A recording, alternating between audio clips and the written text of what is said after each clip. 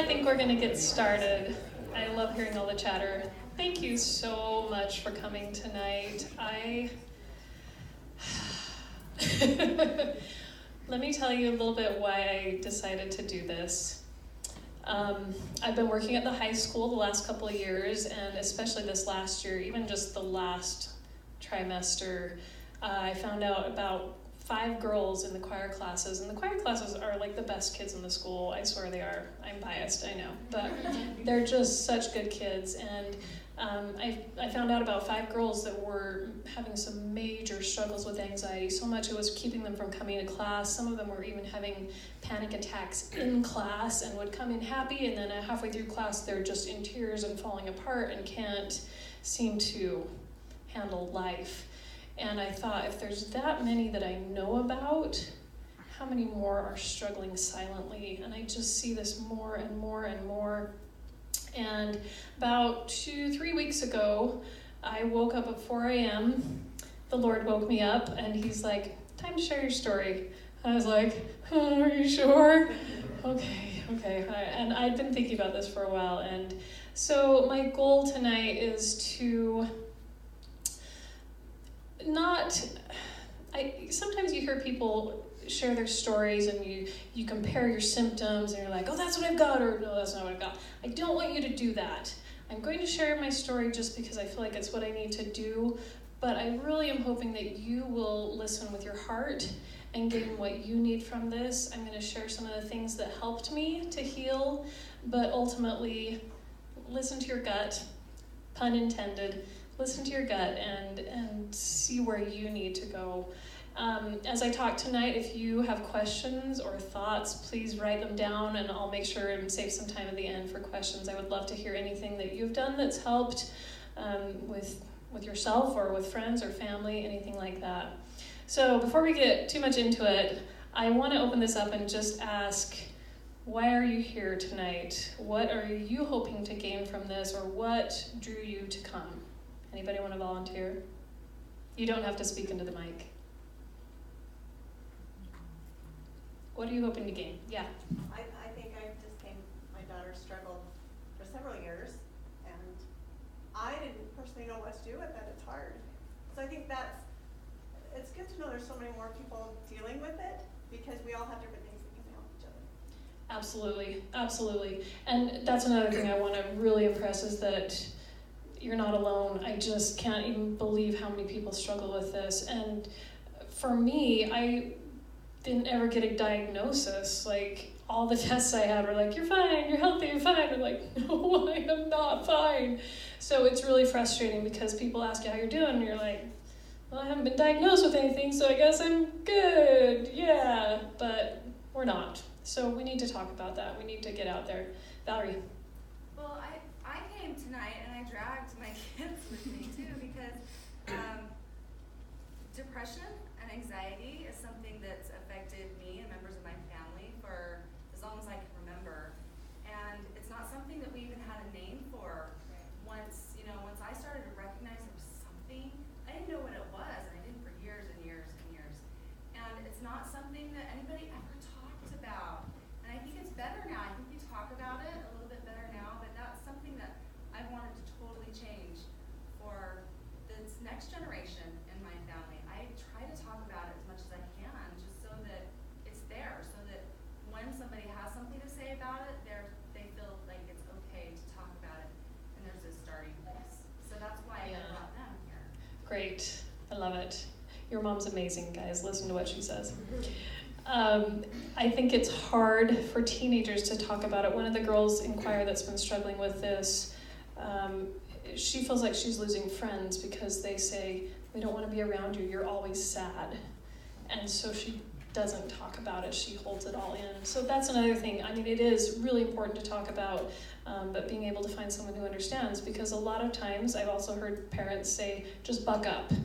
Come on, get through this. It's a little harder than that. I wish it was that easy, but it's a little harder than that. Kim, did you have something? Well, we just wanted different tools because she deals with it and she feels like everybody thinks she's crazy, and I mean, she has these feelings. She's anxious all the time, so just right. Okay, great. Other comments? Yeah. I inherited it. So both my parents had anxiety and depression, and now my poor kids, because I struggle, I thought it was just me struggling, but then I realized what I'm not dealing with is affecting them, and they inherited it. So I have to fix it so I can help them fix it. Yeah, so not only do we inherit physical traits from our ancestors, but we inherit the emotional garbage that goes with it too. Yeah, it's real. Anybody else? Okay, awesome. So again, just hopefully I can share some things that are in my heart and give you some ideas to think about. So my story is about 6 years ago, I just fell apart. It started with, I passed out. John and I were together. I felt pretty good that morning, a little churning in my stomach, but I just passed out and came home and was just wiped out the rest of the day, had zero energy, and kind of chalked it up to flu or something. But I never really got back feeling good. I just kind of felt loopy and dizzy and couldn't concentrate, lots of brain fog. I just never quite felt on. I always felt like I was a little off. And then not too long after that, I was playing the organ in church, and both my legs went numb. And I thought, okay, maybe I'm sitting weird on the bench, so I adjusted, and the blood rushed back in my legs, and then my heart just started pounding like I had just run a marathon. And again, I went home and just was wiped out the rest of the day, had zero energy. And it kind of just went downhill from there. I started getting super nervous every time I had to drive on the freeway, so much that I was just like gripping the wheel and just praying hard the whole time. And eventually I had to stop driving on the freeway, and just, if we had to go to Salt Lake, I'd have John drive every time, because I just mentally could not do it. If a car even looked like it was turning into my lane, I would just jump and freak out. It wasn't safe for me to drive. Then I had more and more numbness, it all kind of culminated with one night when I lost feeling in my arms and my legs, and my face went numb. So I thought I was having a stroke. So I was like, John, call the ambulance. By the time they got there, I couldn't even talk, and they thought my name was Mina because they couldn't understand what I was saying, and it was awesome. So hauled off to the emergency room in an ambulance. You don't want to pay for that. But they gave me some, I can't remember the drug they gave me now. Anyway, they gave me a pill, took some tests, said I was low on potassium, and sent me home. And I did not like the way that medication made me feel, and plus I wasn't supposed to be driving while I took it, and having 5 children and all the things I needed to do, that just wasn't an option for me. So I decided, and actually doing research, I found that redheads apparently are very sensitive to drugs. Does anybody know this? Any kind of medications? Like it either overacts for you or underacts. So it's really hard to find a happy balance. So I couldn't do the medication. I knew I needed to find another route. And I'm not knocking medication. I have a good friend who has been on anti-anxiety and antidepressants, and it's really helped him. So, I'm not against that. Just know there are other options. And for me, I felt like medication was not an option. So that's my story. I'm not going to talk about the medical side of it. I'm going to talk about what I know. So I said this story started 6 years ago, but the more I went through this and started thinking about the past, I realized it was something that had happened my whole life. So I'm going to jump back a little further right now, a lot further. When I was little, 3-4 years old, I seemed to have constant ear infections. My eardrum broke, I don't know how many times, 3-4 times at least. I remember just crying and being up all night, and the hot water bottle in my ear, and so many things. And of course, what do you do when you have an ear infection? Go to the doctor, you take antibiotics, right? I don't know how many antibiotics I took as a young child. That was before we knew that too many antibiotics was a bad thing. And even after I got a little older, I outgrew the ear infections probably around 7 or 8. But every year after that, I would get at least 10 sore throats a year, many times strep throat. So again, every year I was on antibiotics, like my whole life. Fast forward to high school, my senior year, I got mono. And I'm just curious, how many of you have had mono? Okay, a few of you here. The Epstein-Barr virus, which causes mono, is nasty, nasty, nasty. For me, it had the whole sore throat, respiratory, but then just wiped me out. About 2 months of extreme exhaustion. For some people, it's even longer. Really hard to recover from. And the thing about the Epstein-Barr virus is it doesn't leave your system. Like once you get it, it stays. It goes into remission, so you don't always feel sick. But anytime a traumatic life experience comes up, or for women, you go through puberty, you have a baby, go through menopause, all those things, it triggers that virus, and for some reason it causes it to peek its ugly head again. There's even been I've read a little bit of studies, there's a theory out there that maybe it even hides in the thyroid. Autoimmune diseases like hypothyroidism, Hashimoto's, they're thinking that maybe it's not the body attacking itself, but it's trying to get to this virus that is hidden in the thyroid. So again, it's a theory, but I think it's pretty fascinating that could be a possibility. So fast forward, got married, met my wonderful husband. I was I was a very high stress person. Piano major at Utah State. I took 16 credits at the most, which if you're not a music major, that doesn't sound like very much, but if you consider that music majors, every class is like 1 credit, and I had practiced 5 hours a day on top of all my work for my other classes. So I started at 7:30 in the morning, and I had a night class, so by the time I got home, it was 10 or after, and I lived at home. No, I slept at home, and I lived at the school.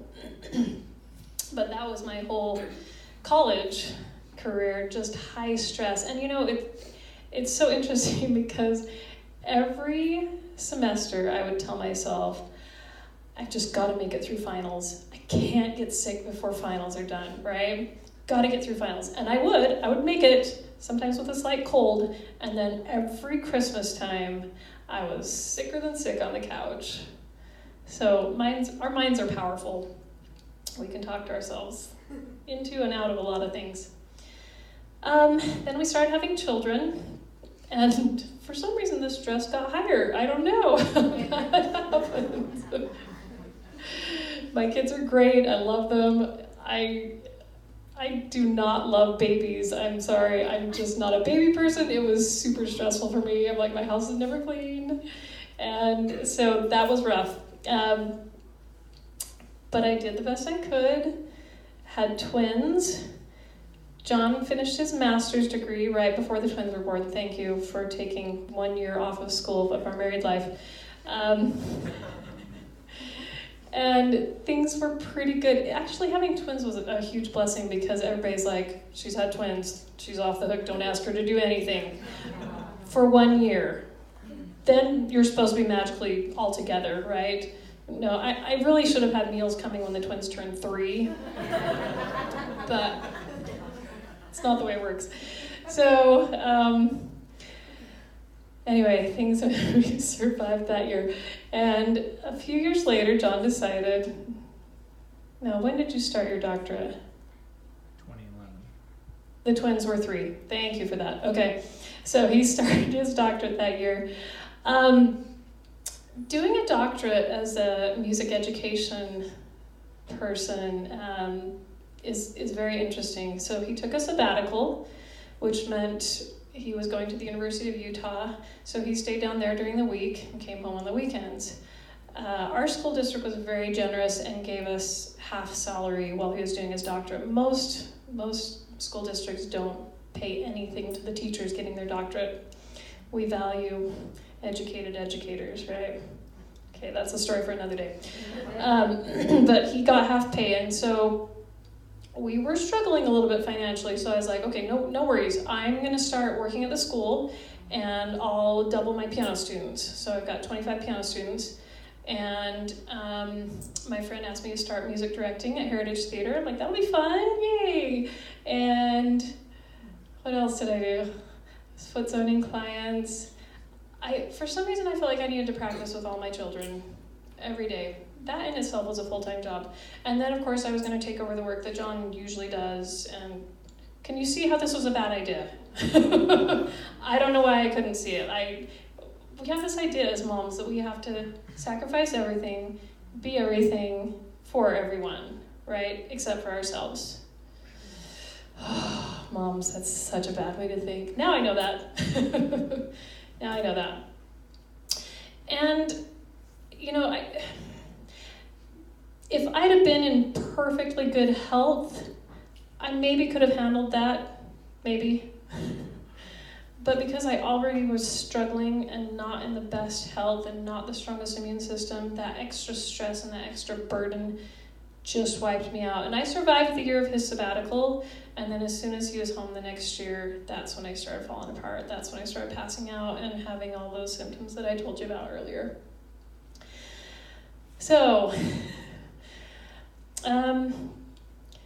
for about 9 months after that happened, I just struggled. I just kept going to doctor after doctor, and I was praying so hard, and just anything anybody suggested I tried. I was so open and so ready to try anything that might work.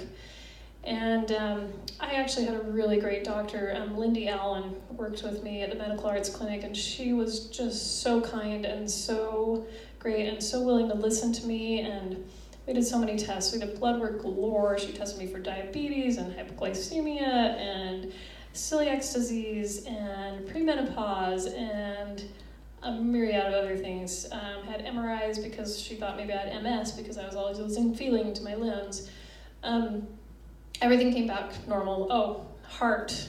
I had tons of heart issues, so I thought.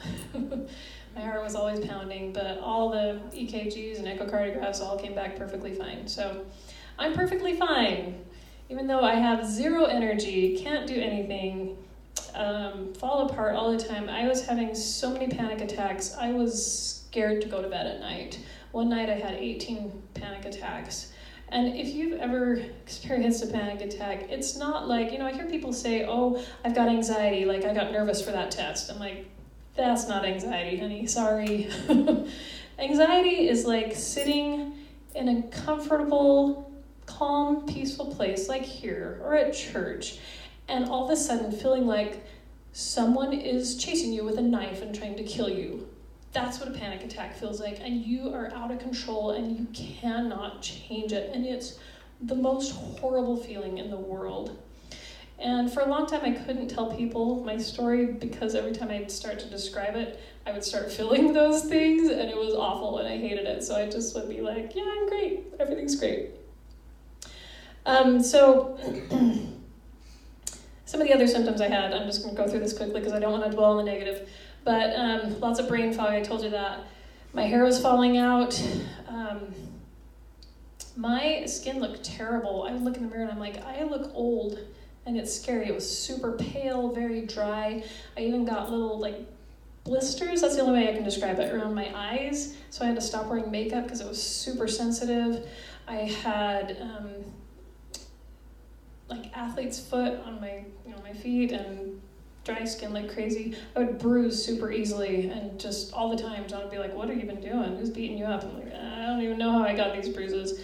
I kept getting fingernail infections that wouldn't heal. I remember one time my whole fingernail just fell off, and 9 months later it was finally growing back. And that would happen 4 or 5 times. And the heart palpitations. Then I started getting digestive issues really bad. Lindy had suggested that I start my day with almonds because she thought maybe I was hypoglycemic and I needed to get some protein. So for 2 weeks I ate almonds, and for 2 weeks I had diarrhea and realized I was sensitive to almonds. I had to stop eating almonds and all the nuts.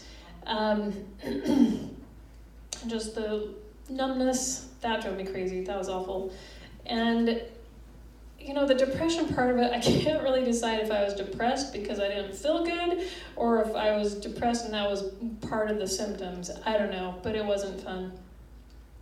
So let's get to the positive. Let's talk about how I healed. I'm going to write a few things up here. And actually, John, do you want to hand out those papers now?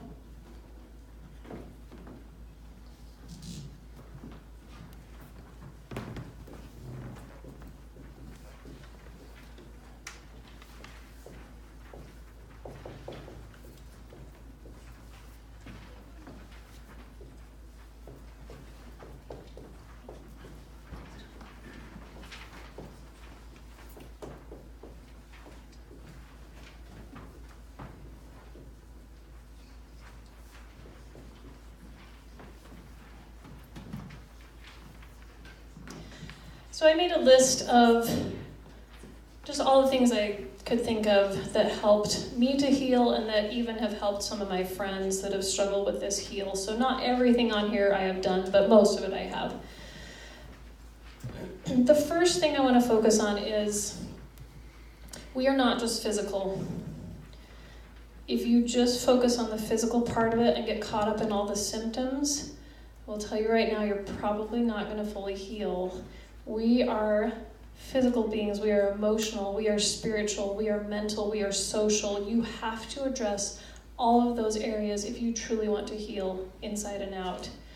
So, spiritual, I'm going to work backwards here a little bit. I'm not going to do a religious rant tonight, but I will tell you honestly, if you really want to heal, you've got to turn to your higher power and ask for his guidance and help and trust that intuition as it comes and listen. I had been praying all along, and for about 9 months, it was so fascinating to me because every time I got down on my knees and prayed for help, like some thought would come to my mind or an image of a person. I remember one day this lady's face came to my mind and I was like, how could she help me? And so I just kind of brushed it off, and the next day I saw her at school, and she came up and said, how are you doing, Misa? And I'm like, I'm okay. And she started talking to me, and she had some things that really helped me. And it was great hearing, that direct guidance from my Heavenly Father. It took me little step by step to really get me where I needed to be, to make the changes I needed to make. So about 9 months into this, I remember I got down on my knees one day and I just said, Heavenly Father, I will do anything. I'll do anything. Just please help me. Help me to heal. Help me to find some hope.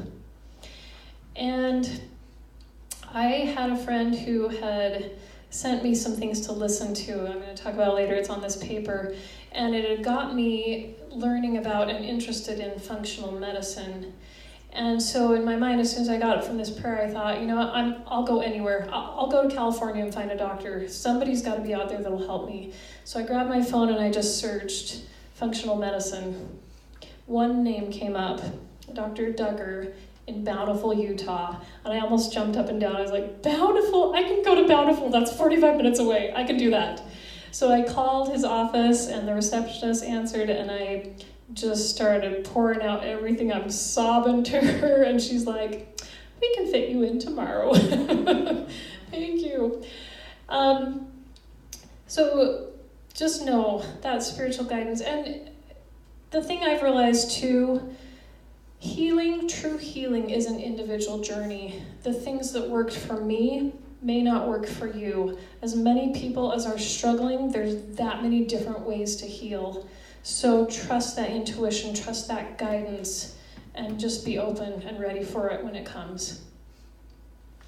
Okay, emotional. Do emotional things affect our physical health? Raise your hand if you believe that. Oh, good. Whew, you guys are good.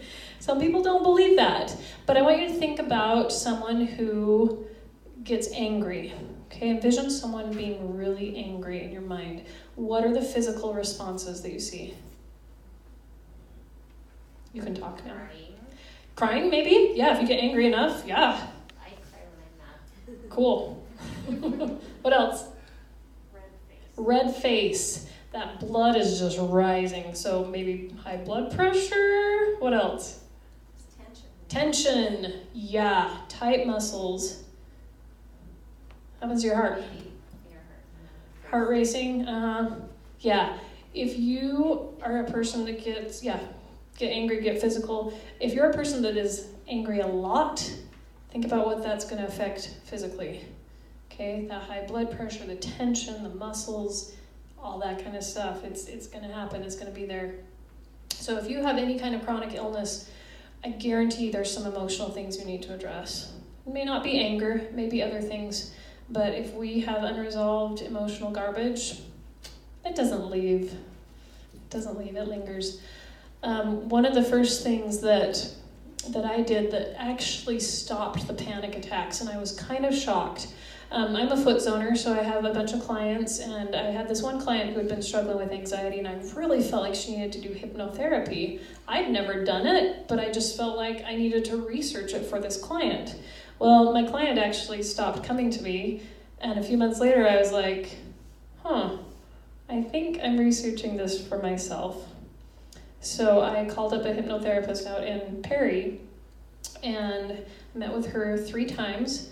The second time I went to her, she pulled up a situation, and let me just back up. Has anybody done hypnotherapy here? Okay, a couple of you have, awesome. We have kind of this false idea, if you've seen it as entertainment, right? People do crazy things up on stage and it's like they're controlling your mind. It wasn't that way for me at all. It was more like if you've ever done a meditation or just one of those exercises to relax, like pretend you're laying on a beach and breathe in, breathe out. I was fully awake and fully aware of everything that happened through that whole session. But it's a great way to tap into your subconscious, which our subconscious records everything that happens in our lives, right? Every memory, every emotion, every negative and positive thing that happens is recorded in that subconscious. So halfway through that session, she asked me, how did it feel last time you had a panic attack?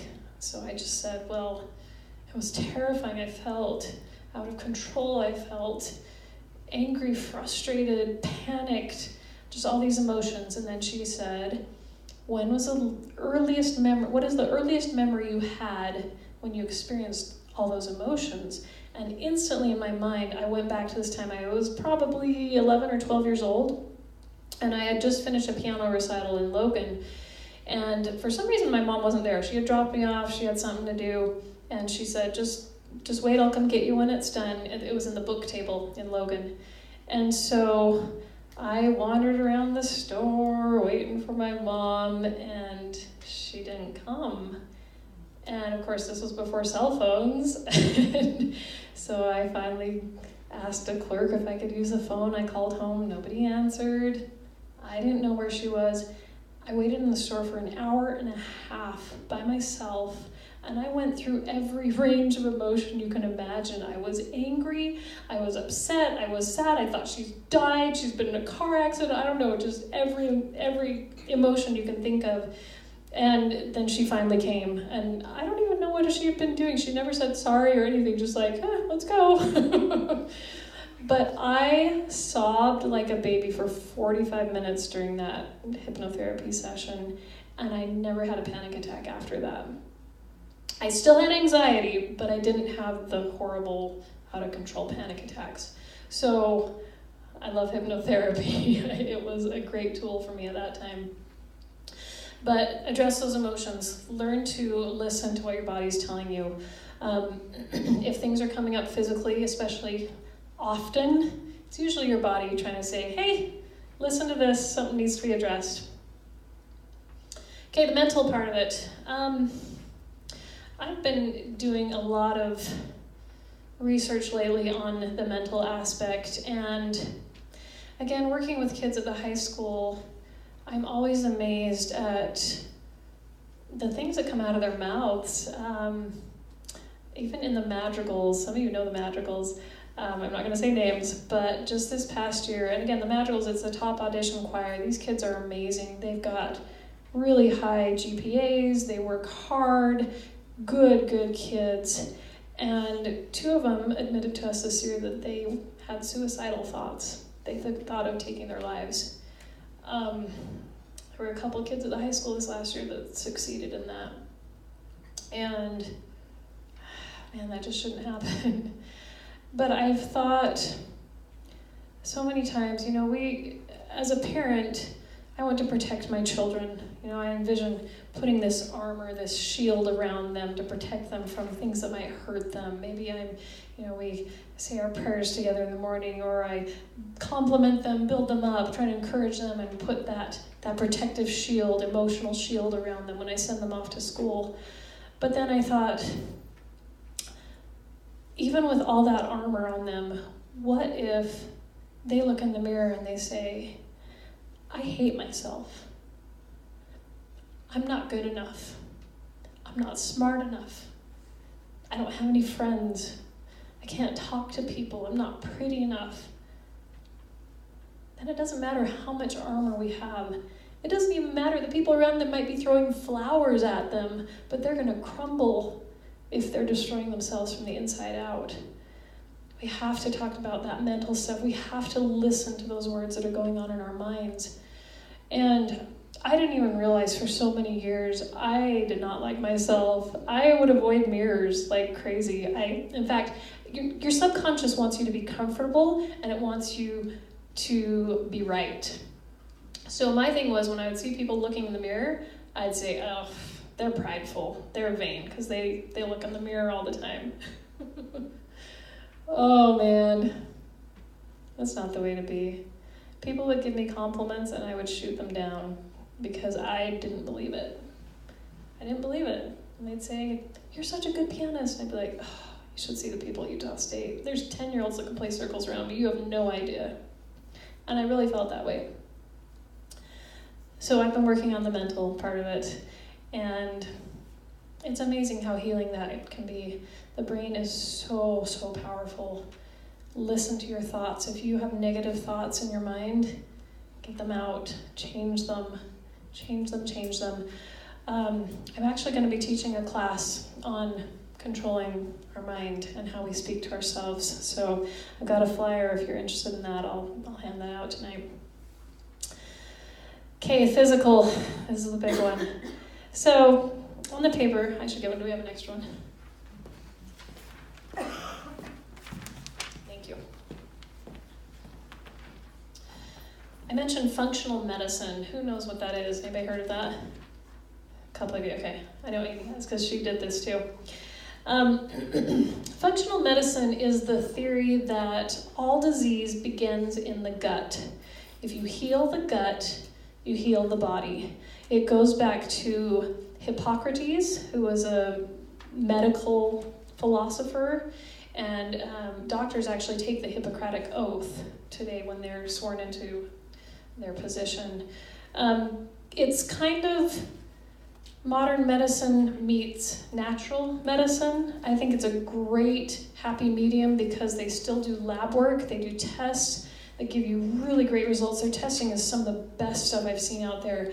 The tests that I had from my regular doctor told me that everything was great, right? We tested my hormones, everything was great, even though I had never had a regular period in my life. I don't even know how I had children, but when I got the tests, I did a hormone panel through my functional medicine doctor, and he said, well, your big things are good, your estrogen, progesterone, that's all normal, but he's like, your little things are actually really messed up. I'm like, well, that makes sense. He said, your cortisol levels are actually completely reversed, which is why you're up all night having panic attacks, because cortisol is supposed to relax you when you are ready to go to sleep and wind you up when it's time to get up in the morning. So I was exactly reversed. All day long, I just had zero energy. I just wanted to sleep, and all night long, I was panicking.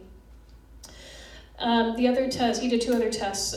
He did a food sensitivity test, and I was sensitive. So it's different from allergies, because you can be sensitive to foods that you're eating. They can cause inflammation in your gut and affect everything else, which the problem with me, the food I was eating was causing so much inflammation, it was preventing me from absorbing nutrients. So I was losing weight. At one point, I got down to, I think, 108. That's when I stopped weighing myself, because I was so scared that the scale was that low. I could fit into my 9-year-old daughter's clothes, and it was terrifying. Because the food was just going straight through me. I wasn't absorbing any nutrients. So he did a food sensitivity panel and pulled up all these foods that I was sensitive to. So almonds were top of the list. Also squash, dairy, lemons, garlic, onions, and beef. Those are all healthy foods. Would you agree? Like, it wasn't like I was sensitive to Diet Coke or something like that, you know? Like, it was good foods that I needed to eliminate. So the other test that he did was a GI tract, and even though I'd had colonoscopies and all sorts of things, this pulled up that I had parasites, I had an overgrowth of E. coli, and a whole bunch of other things that were just, I was struggling. Part of that was because I had a very high sugar diet. I gained a sweet tooth from my dad. Thanks, Dad. So I love sugar, and with the combination of the antibiotics that I had growing up and all the sugar I ate, I was just feeding that bad bacteria in my gut. So we had to reverse that. As I started the protocol with Dr. Duggar, one of the things he told me, I was really concerned about this parasite. Like, parasites are bad, right? Got to get that out. Am I going to take a drug to flush it? What am I going to do? He's like, no, actually, we're going to focus on building your body first, and we'll see where it goes. I'm like, what are you talking about? I would get that parasite out of me. And so I finally calmed down and started this diet. He wanted me to do a pretty strict diet. I actually went even stricter, and this is where listening to that inspiration comes very important, because I'd been researching a lot and trying to follow what I felt I needed to do. I did a reverse elimination diet, which meant I stripped my diet down to basically 2 foods. I was doing bone broth and cooked carrots for about 2 weeks. And I know that sounds horrible, but I started gaining weight on 2 foods, and I was so excited. And after 2 weeks of doing that and supplements, I felt so much better. I knew that was the way I needed to go. And then slowly, like every 3 days, I would add a new food back into my diet. So about 1.5 years later, I was feeling like I was eating normal again. And I don't think this is something everybody should do, but I felt like it's what I needed to do. And I was so grateful. And it was kind of like starting over, learning. Well, I was a terrible cook before, so I learned how to cook as I went through this process. And my children learned how to cook too, because I would have panic attacks trying to come out and prepare meals. So I'm like, sorry, you're on your own. And they learned how to cook healthy, which has been a huge blessing. They actually now say, I'm kind of glad you got sick. Well, we know how to eat good food, and it's great. I'm like, thanks, okay. So I listed a few functional medicine practitioners on here. Also, if you want to do some research online, Josh Axe is a great one, Mark Hyman. These guys have written lots of books and talk about healing that gut biome, making sure that's healthy. Do you want to add anybody to that, Amy? Amy's done a ton of research on this too. No, that's really Okay, that's a good start. Amy's a great resource if you guys have further questions. She's had her share of health problems too.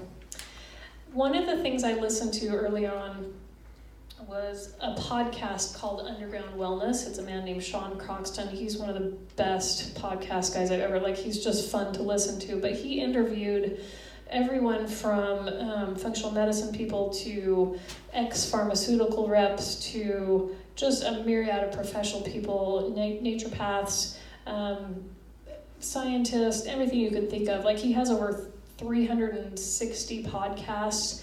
So I listed this because if you want to learn anything about how to heal the gut, you'll find it in those podcasts, and it'll give you information. So it's a great resource, and they're interesting. They're all fascinating to listen to. We talked a little bit about the mental, emotional stuff. This OCD and anxiety treatment center, I just was talking to a friend last week, and she told me her daughter, who's in high school, has been going to this, and she said it's been just amazing, the help that they've given her daughter for dealing with the mental struggles. So I didn't use that, but if that's something you'd like to look into, it is there. Bear River Mental Health and the associated therapists. I've worked with Jason Williams. He's fantastic. So super great. Sometimes you just need to have somebody that you can pour your heart out to and they listen. And, it's great to have a friend, but if you're constantly using your friend as a dumpster, that's not always nice for them. So it's great to have someone who is trained to help and to listen. Talked about the hypnotherapy, and Getting Unstuck is my class that I'm going to teach. So, okay, and then alternative. I told you, I tried anything. I was so desperate for help that I'm like, whatever you got, here we go, let's try it. I'm a foot zoner. We have tons of foot zoners in Brigham City. It's kind of exploded here. We had 3 teachers who were teaching courses, and now we even have different schools around. So if you've never tried a foot zone, it's great. it wasn't everything I needed to heal, and I don't think it's for everybody. I know some people are like, I hate having my feet touched. Okay, then don't get a foot zone. But if you want to try that, it's a really great tool. It just helps to relax and get that immune system flowing and working the way it should. So, acupuncture. This was one I was not planning on doing, but one time I was singing. I used to be in musicality, and my arms and legs went numb, and I kind of freaked out. And so my sweet ladies at musicality said, "You need to go to Dr. Johnson now and just see what he can do for you." And so I was like, okay. I went over, and he didn't say anything, which is kind of good, because if he'd have said, "I'm going to do acupuncture," I'd been like, "Nope, I don't do needles. Don't even go there." But I looked down, and there were needles all over my feet, and I'm like, "What are you doing to me?" And it was amazing, and I felt so relaxed after 20 minutes of just laying there with needles all over me, and it's a pretty amazing therapy. If you've never tried that, might be something to try. So Dr. Johnson's just here in town behind Pizza Hut. Reiki and craniosacral therapy. Anybody done this? It's a little out there, but you know what? I loved it. I put Marne Fox. She does the craniosacral. I don't actually. Well, I have one friend that does Reiki, and I didn't get her permission, so I didn't put her name down. But this is a really interesting therapy because it uses pressure points in your body, but it's without pressure. It's more energy. And it took about an hour to do a session, and they hardly even touched me, and I felt like I'd had a full body massage by the time I was done. I felt incredible. So, great tool if you're into weird things. You can try that one. Massages are amazing. And one of the things I had to do was learn to schedule me time, to recognize that I don't have to be constantly scheduling something or being, I'm kind of a control freak, I'll admit it. And I like to be active and I like to do things, but I schedule in me time now. So I get a massage once in a while, I get a foot zone every month, I make sure and take time for me. I love to read, so every day I schedule at least a half hour to read. And it's okay to schedule me time, so. Yoga. Who's done yoga? Okay, the Good Seat Yoga here in town. Kirsha is the nicest, sweetest lady you'll ever meet.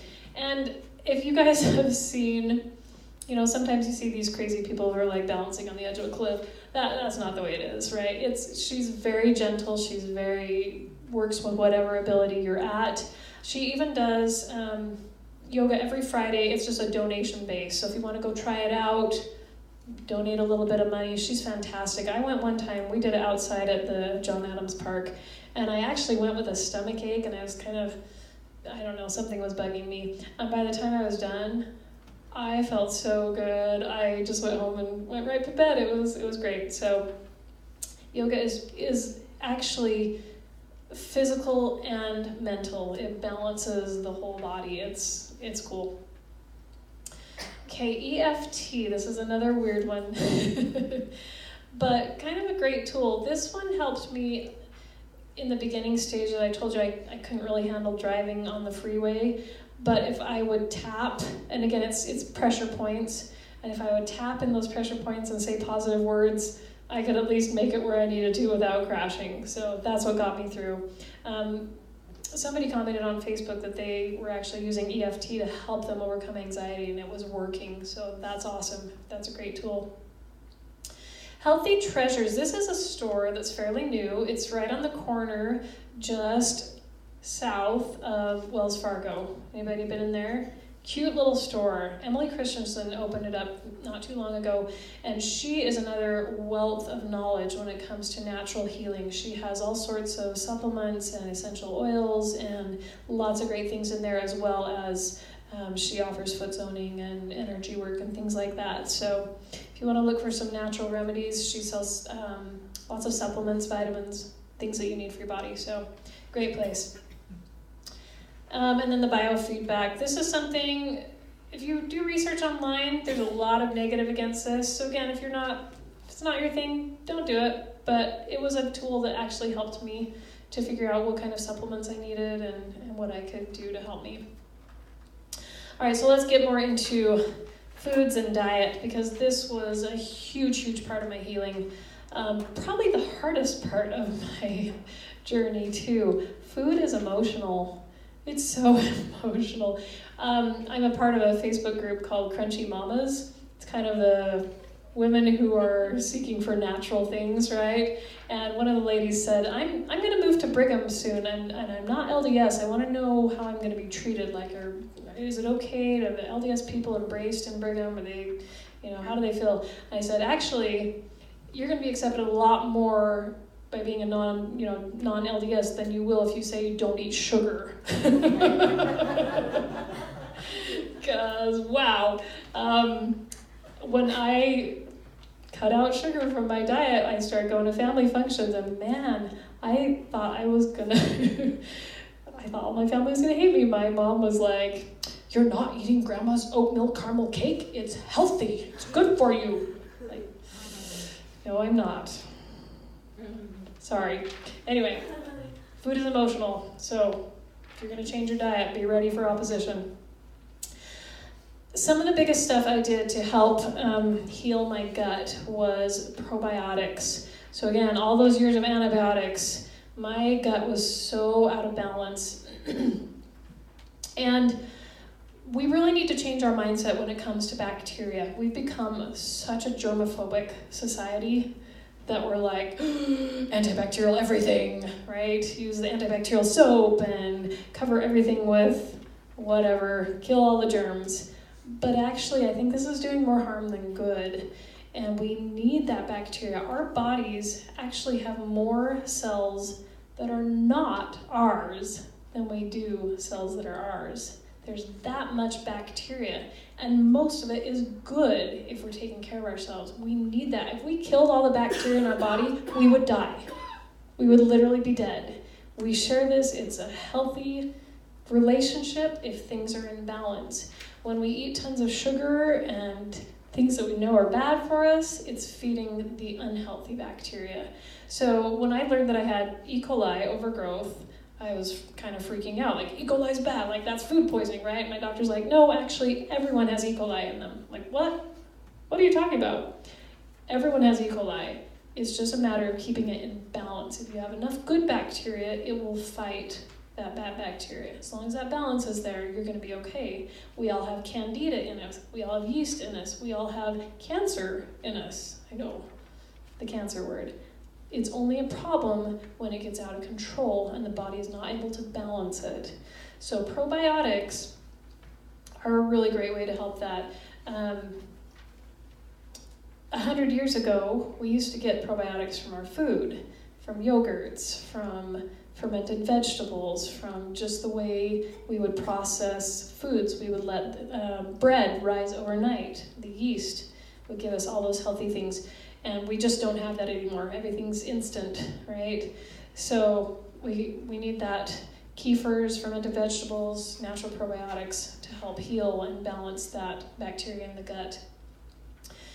Then I put a list of several vitamins, minerals, things that helped me. Magnesium was huge. I was so short on magnesium, but most of us are deficient in magnesium. Magnesium comes from the soil, and because of over-farming and pesticides, we just aren't getting the magnesium that we need in our foods. So taking a good magnesium supplement is really helpful. Natural Calm, let me put my bag. You grab my bag, John. Natural Calm is just a simple drink that gives you magnesium. It tastes good, so it's not nasty. And this is a great one if you have issues with constipation.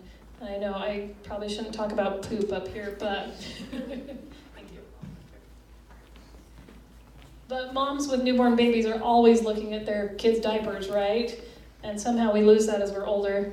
But if you want to know how your health is, check that out. So if you have any kind of constipation, this is a great tool to help that ease up and give you the magnesium that you need. I also love a magnesium oil I bought in Emily Christensen's shop. And it's just a topical oil I just put on my stomach every morning, and it feels really good. If you're magnesium deficient, when you put any kind of spray or oil that's magnesium on your skin, it will actually start to itch. Once it stops itching, then you know you've got enough magnesium. So you just keep spraying it on until you feel that way. GABA. This is an amino acid, and it's actually a really great one for just calming the body down naturally. And there were several amino acids I took at the beginning, but that one seemed to have almost an immediate effect to help me calm and relax. And then vitamin D, vitamin B complex, your omegas from fish oils, all those are super important. Vitamin C, all the things we should be getting from food, but because of our great American diet, we're really not. On the back, I just listed a bunch of supplement providers that I thought were good. Vitacost is just an online, it's one of the, I don't want to say cheaper, but lesser expensive, and it has all sorts of brands, so you'll have to do your research to look for good quality supplements. But when it comes to supplements, you really get what you pay for. And if you're trying to heal from any kind of anxiety or depression, you really do need supplements. You kind of have to think of yourself as being sick, and when you're sick, you need to take medicine, right? So these supplements are the medicine. Hippocrates said, "Let medicine be thy food, and let food be thy medicine." So I think of these nutrients as part of my food. It's just what I take every day. So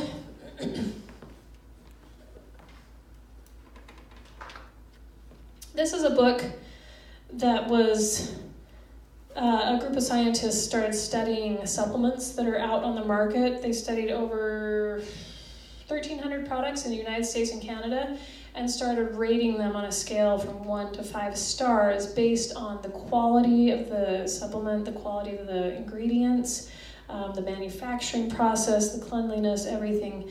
So the list of supplements I put on this were the ones that had like 4.5 or 5 stars. So these are really good supplements. And they're just brands. When I was working with my doctor, I did the Douglas Laboratories and Metagenics, and I couldn't believe the difference it made. I'd been taking a few Walmart supplements before then, and yeah, they're okay. But taking a good quality supplement just makes a huge difference. Does anybody recognize any of the names on there? A few of them? Okay. Life Extension? Cool. So right now I'm taking the USANA Health Sciences. I love it because it's local. It's just their plant is just in West Valley, and so I can get what I need from them. They're really good quality, and available locally. Also for the cost, they were actually cheaper than the ones I was taking from my doctor, so that's what I do now. Okay, here's a few foods. Now I'm really hesitant to say you should eat this. I will say there are some foods that everybody should avoid, but when it comes to you should eat this, I think it's so individual. I told you the foods I was sensitive to and I had to cut out of my diet. They were all healthy foods. So it's so individual. You've just got to do some research and listen to your body as you eat. I read a study a while ago that broccoli actually has a toxin in it that children are sensitive to. How many children like broccoli? But as they grow older, their bodies change and they're able to handle that toxin and get the nutrients from it. So kids usually know what their bodies need as long as they've been fed well. Now, if you're eating something that ends in Eatos every day, you might be desensitizing your taste buds a little bit. But if you really listen to what your body wants, you're going to get what it needs. So one of the things that I healed, I had leaky gut. Anybody heard of that? So the idea is your intestine is only 1 cell thick. It's very thin because that's where you absorb nutrients as you eat. It needs to be permeable. But if it gets so big, if it's like opening up and allowing larger things to pass through, then the body starts attacking those things that are passing through and saying it's bad for the body, like a little piece of chicken or something. So that's why I was sensitive to all those healthy foods, because that's what I was eating, and my leaky gut was allowing them to seep through where they shouldn't have been. So colostrum, those of you who have babies know that this is the pre-milk. What colostrum does is it actually tightens up the intestinal lining. As that baby comes through, it's very open when it's in the womb. The intestines are very open, but when it comes through, and it needs that tightening to happen before it can transition to real food.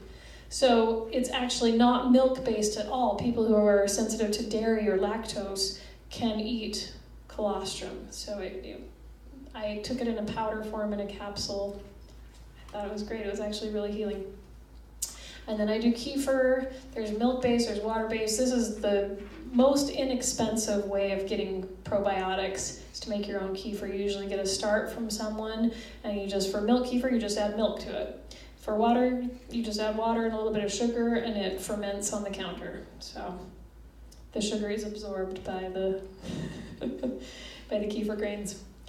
Bone broth was huge for my healing. I ate bone broth for a couple of years, and again, it's one of those things that just helps heal the gut. It repairs those walls, and it's so nutrient full.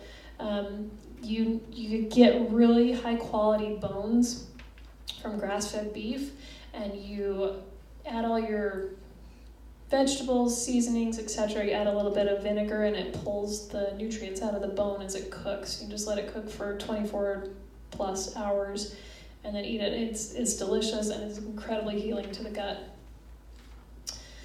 Then you can kind of read through the rest of that. Jerf. This is my favorite. When people ask me what they should eat, just eat real food. Just eat real food. Anything locally grown. Try to get pesticide-free if you can. Grow your own, even better. Sun-ripened food is the best tasting stuff out there. Okay, the fun part, foods to avoid. I know this is what everybody wants to hear. Processed foods. I don't know why we as Americans just love things that are white. White sugar, white flour, white salt, white, everything has to be clean and pure, right? It matches our germ-free environment. That's not the way it is in nature. So, and again, you have to be careful because for a long time I could not eat any kind of whole grain because I had so many digestive issues. Whole grains are really hard on your digestive system. Whole wheat, brown rice, it's very rough. So if you've got digestive issues, it's going to cause inflammation. So again, be sensitive to that. Listen to your body as you eat. See how your body reacts to those foods. GMOs, genetically modified organisms. Raise your hand if you know what those are. Okay, you've seen it. The easiest way for me to explain this is we have such big farming, commercial farming out there where they want to get rid of the bugs, get rid of the weeds, and do it as quickly and easily as possible. So they found a way to modify the plants so that they could handle being sprayed by pesticides and not kill the plants. The problem is pesticides are still on the plants, and they absorb into the plant and into the food that we eat. And those pesticides, especially Roundup, are actually designed to puncture the guts of the bugs that eat them. So guess what it does to us when we eat them? Hence the big problem with leaky gut. So be careful with GMOs. Nitrates and nitrites, these are in all your processed meats, deli meats. I didn't really realize how bad these were. I just kind of knew they were bad, so avoid them. But I was talking to a friend of mine who works for the city. He checks the water, and he said, "You don't eat meats with nitrates in them, do you?" And I'm like, "No." And he said, "That's good, because it is bad." He's like, "That is one of the biggest things we look for in our water, is making sure there's a very, very low level of nitrates and nitrites in the water." Cool. All right. That's why I avoid it. Preservatives, high fructose corn syrup, artificial anything, right? We don't want those in our body. Artificial sugars, I could go on all day about these two. I knew a lady who was getting symptoms of MS and so much pain in her body, and eventually it was confined to a wheelchair, and somebody suggested she stop drinking Crystal Light. And within a month, she was out of the wheelchair and her pain was leaving. The body doesn't know how to process artificial things like artificial sugars. It knows how to process sugar, but it doesn't know how to break down artificial stuff. So typically it just gets stuck somewhere in the body, and that's a problem. For her, it was causing extreme pain. But the body can heal. It's powerful. So what's that natural sugar? There's a doctor that said there's a very safe, is it stevia? It's not- Stevia is considered natural. You have to be careful because you can still get processed stevia. So if it's white and beautiful, it's still processed. Make sure it's organic. Yeah, do your research on that one. Yeah, it's supposed to be more natural. They said you could cook with it and stuff. Mm-hmm.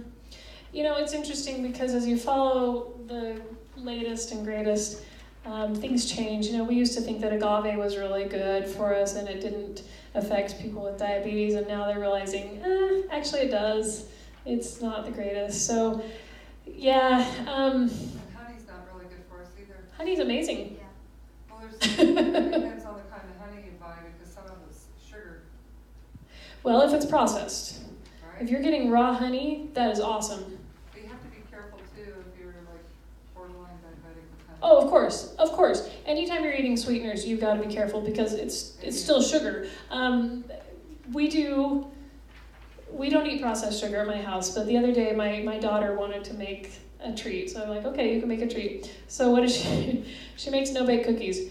I'm like, okay, 2 cups of coconut sugar is still 2 cups of sugar. Like, that's not great for you. But yeah, there are sugars that are healthier for you, like coconut sugar or sucanat, which is sugarcane natural. It hasn't been processed. It has a brown color because the molasses is still in it. Molasses is high in iron. It's got so many good nutrients for you. Again, it's sugar. Like, you can overdose on it, right? You gotta eat it careful. Be smart. But at least it's got some good things in it. It's got nutrients for your body. It's natural, right? So, yeah, be careful. Just do your research. There's lots of information out there if you want to learn about healthy sugars. And again, if it's something that's naturally on this earth, if you can pluck it, pick it, grow it, dig it, shoot it, it's going to be pretty good for our bodies. That's kind of my general rule of thumb. Dairy and gluten. This is the one where this makes me think of Brian Regan. My doctor said to lay off dairy. No happiness.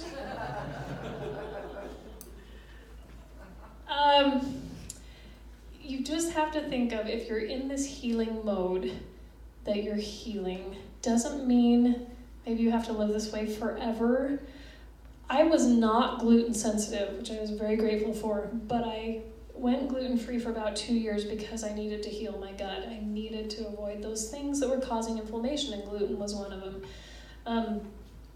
So again, it's about being smart, listening to your body, doing those things. You know, if somebody has a flu, you're not going to be like, oh, eat all this meat and this and potatoes and they're good for you, right? No, you got to be careful. You got to be kind to your body while it's healing. It's a journey. So, okay, I've thrown a lot at you. What questions do you have? I've overwhelmed you completely. Yeah. Okay, overcoming the sugar addiction. I've been told and retold and over and over for 9 years to get off the sugar. And then there it is. How do you do it? At the court of honor. There's all the treats. I told them I want to bring a vegetable tray. They're like, yeah, we're bringing cookies. Yeah, and it's so interesting. If you Google online how processed sugar is made, it's like this 2-day process. They strip it all down and they bleach it and they do this and that and the other. And I'm thinking, natural sugar is like, they just get the liquid and they dry it. But which one's cheaper? Processed sugar. I don't know why.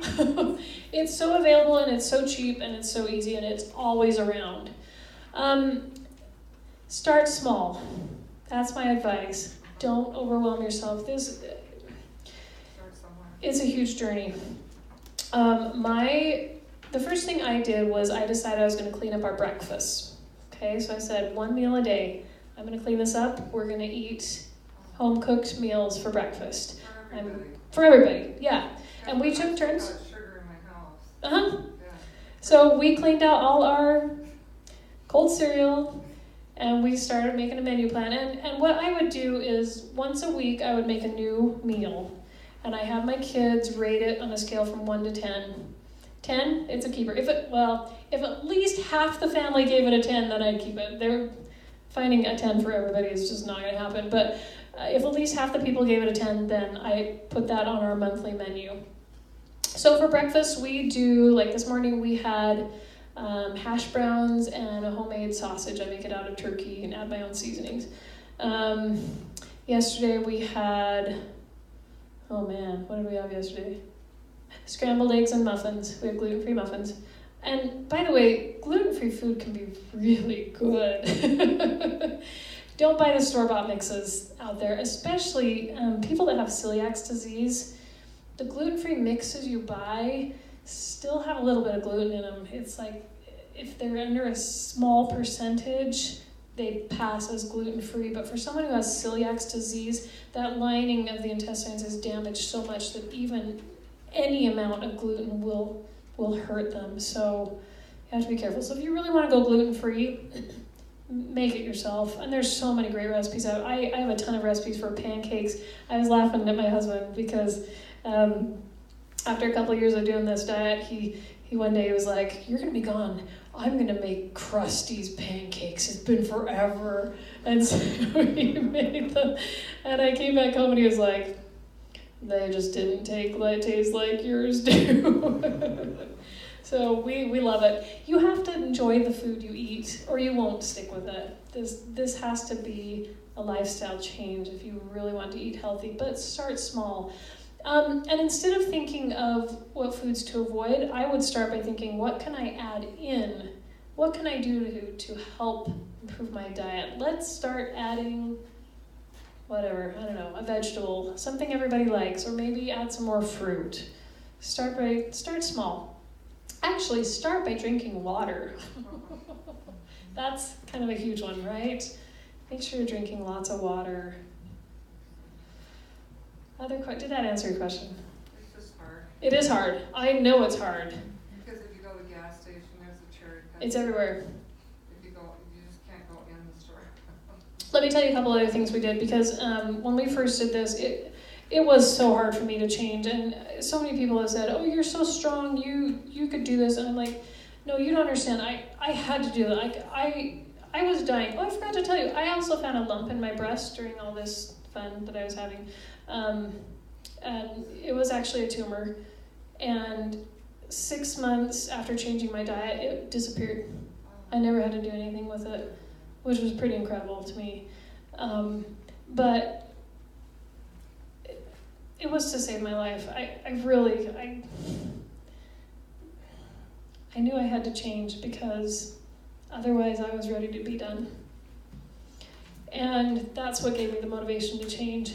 But it was super hard. I remember many times going to eat with my family and they'd be like, "I don't care if you're avoiding sugar, we're gonna eat all the sugar we want." And I would go home and cry and, and move on. But I did find things that I could substitute. And I've heard some people say you shouldn't substitute. Well, I'm great with it because we eat a lot of sweets right now, actually. We do a lot of things with dates, with bananas. We use coconut sugar, so we do make treats every week, several times a week sometimes. And that's not bad. Like, as human beings, we need sweet things. Mother's milk is sweet. We have that from the very, very start of our lives. So don't be like, "I can't have anything yummy." It doesn't have to be that way. It does take discipline, and you gotta make sure you've got enough motivation. Like, why do you want to avoid sweets? Why do you want to avoid sugar? Make sure your why is big enough, and then you'll figure out the how. Maybe the hypnosis, huh? You could try that. I've heard some people do that, yeah. Yeah, Get it out of here. sure. Program. But start small, start simple. Okay. Go one day without sugar, not a whole month. Other questions?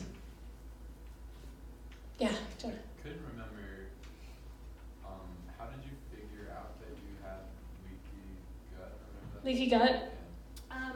Honestly, it was just a lot of research. There is a test you can do that will test if you have leaky gut, but mostly I just researched and I found this program, and it just felt right to me. I was like, that's what I need to do, so I did it. But yeah, there are tests through the functional medicine doctors. They have a test that will pull up if your intestines are not absorbing nutrients like they should be.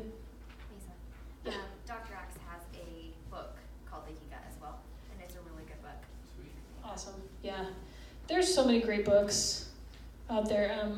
Another book I read was Adrenal Fatigue, which is a large part of this too. You get in that fight or flight mode, and the adrenals are stressed, and you're super tired all the time. There's so many things are connected. Yeah, good question. Anybody else?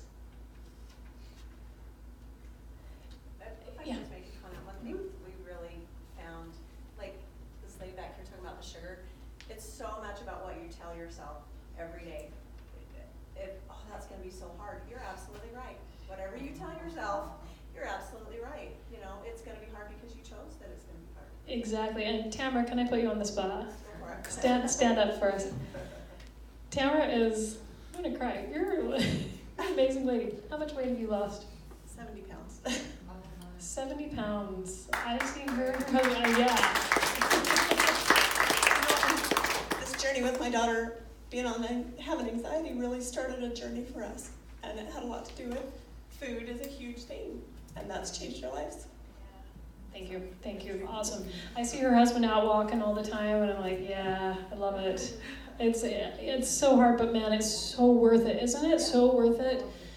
And I've thought back so many times, I told you how crazy busy I was when John was doing his sabbatical. I actually think I'm busier now, but I love everything I do. And when you feel well, you can do so much. You can do so much. And that's really what gives me the motivation to keep going. And my diet is not as perfect as it used to be. John always says I eat perfect. I don't. I had Ben & Jerry's 2 weeks ago. I know. But I couldn't eat the whole carton, it made me sick. Anyway, but it's okay. You can do this. You can do hard things. And I didn't talk about the last thing. A support system is huge. It's so huge. When I first started going to my doctor, I had a sweet, sweet neighbor, Kristen Taylor. She was an angel for me because she had been through her own health battles. She had Hashimoto's, which is an autoimmune thyroid disease, and it's supposed to be incurable. Once you have that, you have it forever. You have to take medication the rest of your life. But for 2 years, she studied and she worked and she changed her diet and she did everything she could. And 2 years later, she went to the doctor and got retested. And he said, "You don't have Hashimoto's." And she's like, "What are you talking about? You're the one that did the test. Did you read it wrong?" He said, No, I read it right. You had it, but you don't anymore. I don't know what you're doing, but keep it up. And she came over and supported me 100%. And my husband supported me and my kids supported me. They decided on their own after about 6 months to give up sugar along with me to help me because they knew how hard it was for me. So we actually made a little chart for them. Every time they avoided sugar, they got to put a point on the chart. And then once they got to so many points, we'd have an activity or we'd take them bowling or go to a movie or something like that. Yeah. I just want to know how you did that with your kids. They would come to birthday parties and say, "No, thank you." They were motivated. It's not working anymore, but for the first year it did. They were motivating to me. Like, it was really cool. They were great, and I'm so glad because that made it so much easier on me too. I really felt that support. So a support system is just, you have to have it if you're going to change your diet. It's so huge. Like if you're surrounded by a family that doesn't care about what they eat and you're trying to change your diet, your chances of being successful are not so great unless you're really strong, because it's tough. It's tough. Any other comments or questions? Yeah. I actually do have one, and I don't know why I need to say this, but when you start eating better and avoiding the foods that are not good for you personally, when you eat them, they just don't taste as good Oh, anymore. totally. They just don't taste like you remember. Yeah. And so it will be worth it. You go back and think, why did I ever eat that? Right. Gross. Or if you eat it and it makes you sick, you're like, oh, Yeah. that is so not worth that bite Yeah. of ice cream or whatever. Yeah, I'll never forget my twins, they're 10 now. They thought they were so deprived that for Christmas they asked for a bag of potato chips. And we got it for them, and they ate the whole thing and then threw up, and they're like, we don't like potato chips. So I guess I personally don't feel like I really struggle with depression and anxiety very much. But talking about supporting, what are things that I can do to help out people in the world? Great question. She's asking, what can we do to support other people who are struggling with this? You know, I think the biggest thing is just to lend a listening ear. You know, these kids at the high school that I see, especially those that are struggling with friends and feel like they just don't have anybody to turn to. A lot of the parents don't know what to do for them either. So being a friend, just reaching out and say, hey, I got your back. What do you need? I'm here for you. That's so huge. That's so huge. If they are trying to change their diet, don't eat Ben & Jerry's around them. Be kind, be understanding, be supportive. My in-laws were fantastic. My family wasn't great, but my in-laws were so good to say, I know you're trying to avoid certain foods. What can we do for Thanksgiving dinner to make it work for you? And that was so great. It was so great. Great question. Okay, well, yeah. Okay, you know, you started with like breakfast. And I'm thinking, how did you have time to like make breakfast and do all those? That's where I got my kids involved. It is time consuming to make everything from scratch. So for me, as I was making my menu, and this took me probably a year to come up with a monthly menu. Eating healthy is really all about planning ahead. So every Sunday night, I would plan my week's menu, write up my grocery list. I still do this. And then decide who was going to make what through the week. My kids are great now. I teach piano before school every day, so my kids make breakfast. They all know how to make whatever. We do lots of prep the night before. So like the night we had muffins and eggs, we made the muffins the day before, so they were just ready to go, ready to grab. But planning ahead, Valerie, you probably have some good ideas on this too. Well, breakfast for us, my kids get their own breakfast too. It's just having things that are grab things that aren't processed cereal, that aren't sugar things. So we always have eggs, we always have oatmeal, we always have just things that they know that they can grab, yogurt, you know, whatever it is that is easy, and then I can, you know, make a whole week's worth of stuff at a time, so it's just ready. Granola, you know. Yeah, and for a growing family, it's tough. But I'll just, as I schedule out my week, I'll be like, oh, Sunday I've got a little more time, I'll make a meal more involved. I try to double recipes, but 3 teenagers in the house, that doesn't help. So, it's just about enlisting help and planning ahead is really what it boils down to. And a lot of people say that eating healthy is expensive. And I will admit, when I first changed my diet, it was expensive because I didn't know really what to do. I didn't know what foods were out there. I had to change my whole pantry, get rid of all my processed flours and sugars and things, and that was expensive starting over. Plus, in order for me to heal, I had to eat really high quality meats. My body was so nutrient deprived that I was supposed to eat 45% of my plate protein, mostly from animal sources, which at the time, you think that doesn't sound healthy, but my body was so craving it that it just was amazing. I don't have to do that anymore, thank goodness. Now I like a lot of salads and vegetables and fruits and things. But meats, really good quality meats, are expensive too. So mostly when I was in that stage, I would make myself that, and then the family would fend for themselves. And I had to do that for a while because I just didn't have the energy to make that many meals. But get your families involved, plan ahead, try out a new meal. Get on Pinterest. There's so many recipes on Pinterest. I have a ton on my Pinterest site if you want to check there.